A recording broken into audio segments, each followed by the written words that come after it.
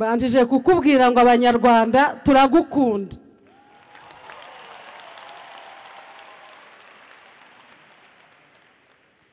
No ku ruhare rwanjye ngewe uhagaze imbere yawe ndagukunda. Nitwa Mukarubega Jeanne, navukiye mu karere ka Nyarugenge, mu kagari ka Kigali, umudugudu ni rya Sharangabo. Nshakira muri Gasabo, nshakira hano Nyarutarama, ariko umunaje ari Kimihurura. Rero Perezida wa Repubulika, ndagira ngo nkumenyeshe ngo kuva muri 59 nari umwana, nari mfite imyaka 4, nkura mbona ababyeyi, nkura mbona abavandimwe, mbona abaturanyi, nta muntu wari ufite umutima muzima. Twahoranaga ubwoba, ntitwasinziraga, ntabwo twagiraga peti nubwo tutagiraga ibyo kurya, ariko nta na peti twagiraga.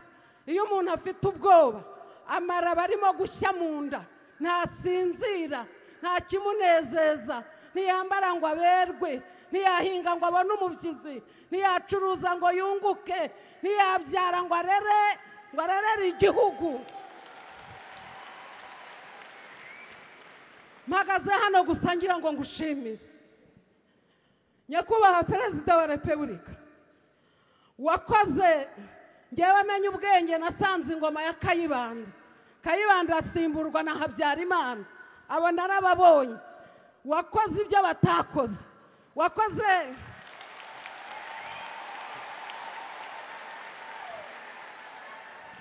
wakoze ibyo abapadiri bazanye Bibiliya bigisha ijambo ry'Imana, ibyo wakoze ntibabikoze.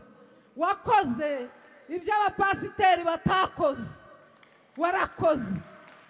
Hari indwara imwe abanyarwanda twazize, ariko tutayitewe no mu mubiri cyangwa tuyitwerwe nuko Imana yaturemye, ahubwo tuyiterwa n'abandi. Kumva ngo abantu Imana yaremye, bamwe ngo ni Abahutu, abandi ni Abatutsi, abandi ni Abatwa. Ubwo bwari uburozi, nibwo bwatumye abanyarwanda basubiranamo, babura ubumwe dufite. Nyakubahwa Perezida, turagushimira. Iyo umuntu abatijwe, nitwa Mukarubega, data yanyise Mukarubega ngo niwe mugeni. Hanyuma izina ryo kwa padiri na pasiteri nitwa Jeanne, ariko ndagushimira izina watwise twebwe abanyarwanda, waratubatije. Ayo mahanga yose aterana, ntago bigeze baterana icyo gihe ngo binjire barebe igiteranya abanyarwanda, babasha kumenya yuko ari ayo mazina. Ntago bigeze babimenya, ariko wowe warabimenye. Ubu ndi umunyarwanda.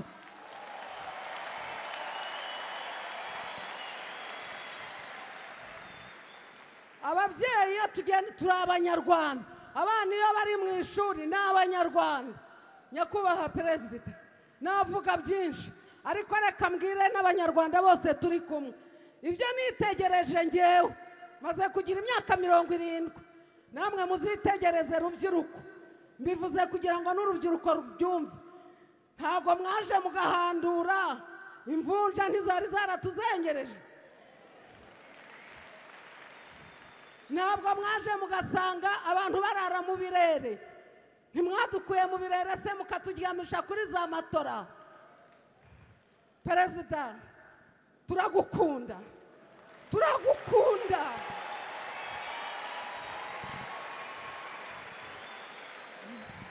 Nyakubahwa Perezida, naba mpagaze hano, wenda abanyakigali bakavuga batari ko si uwo ngo waturukaye. Ngewe mvuka kwa Rafaire Kabarega ka Gakomo ka Mudoyire wa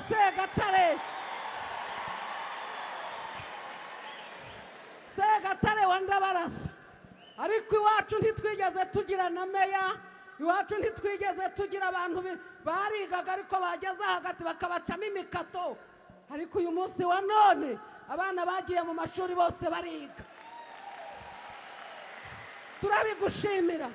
turagushimira ko mwitegereze abana basohoke mu mashuri mu barebe, basohoke mu ngo zanyu. Hari abantu bakigira amabinga,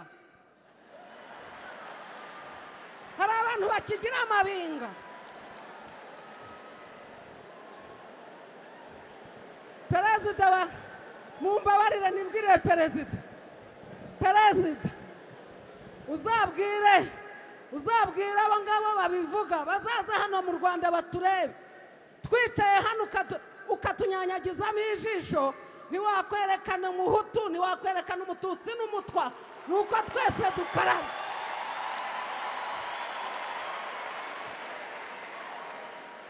Watwegereje amazi, turakaraba tugacya, abana bacu barakaraba bagacya, abana baragaburirwa ku mashuri nta mushonje.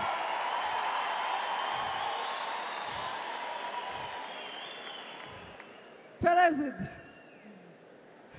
wababwiye bakazaza hano mu Rwanda tugaterana, ukabicaza hariya tukababwira ibiturimo twebwe biba ku mitima yacu.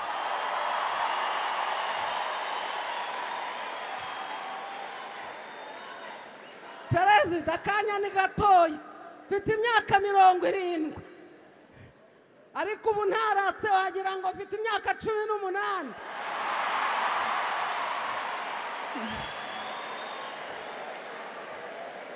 Murakoze cyane. Ni amahoro waduhaye. Humura ntabwo inzara izatwica, humura ndaguhumurije, waratwigishije. Ubundi se abantu biga mwiga imyaka ingahera? Hari universite n'amashuri abanza ni 12, bakubitaho nandi wenda b'imyaka 18, imyaka 30 uratwigishije.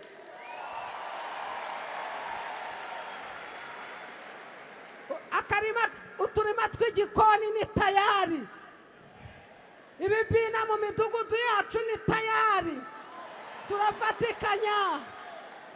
Ntawuzananirwa kugura umufuka w'umuceri ufite 2, undi akagira 2, undi akagira 2, turabiteranya, uwaburaye agataha afite umufuka w'umuceri.